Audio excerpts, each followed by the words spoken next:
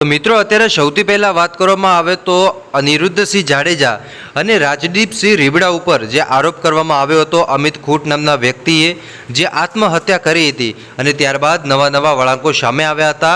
એમાં ક્યાંક ને ક્યાંક અમિત ખૂટ નામના વ્યક્તિએ સુસાઇડ નોટ ઉપર લખ્યું હતું કે એ અનિરુદ્ધસિંહ જાડેજા અને રાજદીપસિંહ રીબડાના દબાણના કારણે એમને પોતાને આત્મહત્યા કરી નાખી। મિત્રો આ કેસમાં આજે નવો વળાંક સામે આવ્યો। જે બિલકુલ વાત કરવામાં આવે તો રાજદીપસિંહ રીબડા અને એમના પિતા એટલે કે અનિરુદ્ધસિંહ જાડેજા કે જે અત્યારે જેલની અંદર છે।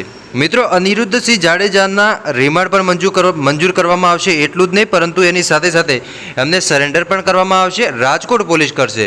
મિત્રો શું નવો વળાંક આવ્યો ચાલો આજના આ વિડીયોની અંદર આપણે જાણવાની કોશિશ કરીએ। એટલે ખાસ કરીને દર્શક મિત્રો વિડીયો તમે અંત સુધી જોતા રહેજો।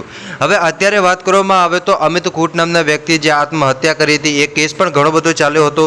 એ કેસમાં આપણે એ પણ જોયું હતું કે ઘણા બધા આંદોલન પણ થયા હતા કે ક્યાંક ને ક્યાંક અનિરુદ્ધસિંહ જાડેજાનો હાથ હોય એવું લાગી રહ્યું હતું। પણ આ બધાની વચ્ચે વાત કરવામાં આવે તો અનિરુદ્ધસિંહ જાડેજાની ધરપકડ પણ કરવામાં આવી હતી। પણ હવે સાહેબ એવો નવો વળાંક સામે આવી રહ્યો છે કે રાજકોટ પોલીસ બધા પુરાવાઓ એકત્રિત કરશે।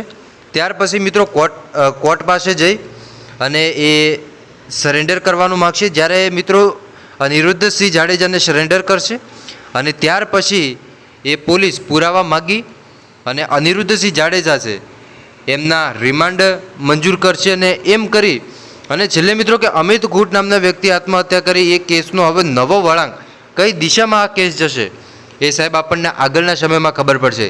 બાકી અત્યારે વાત કરવામાં આવે તો અનિરુદ્ધસિંહ જાડેજાને લઈને આ સૌથી મોટા સમાચાર મળ્યા હતા। મિત્રો હવે રાજકોટ પોલીસ કઈ રીતે પુરાવાઓ એકત્રિત કરી અને અનિરુદ્ધસિંહ જાડેજાને જેલમાંથી છોડાવીને બહાર લાવીને ફરી એમના રિમાન્ડ મંજૂર કરશે એ જોવું ખૂબ જ મહત્ત્વનું રહેશે। તો એ તો સાહેબ આપણને આગળના સમયમાં ખબર પડશે। બાકી તમે શું કહેશો કોમેન્ટ કરીને જરૂર બતાવજો। મળીશું આપણે નવા વિડીયોમાં, ત્યાં સુધી બધાને જય માતાજી, જય દ્વારકાધીશ। આગળ પણ આવવાનો સપોર્ટ કરતા રહેજો। ધન્યવાદ।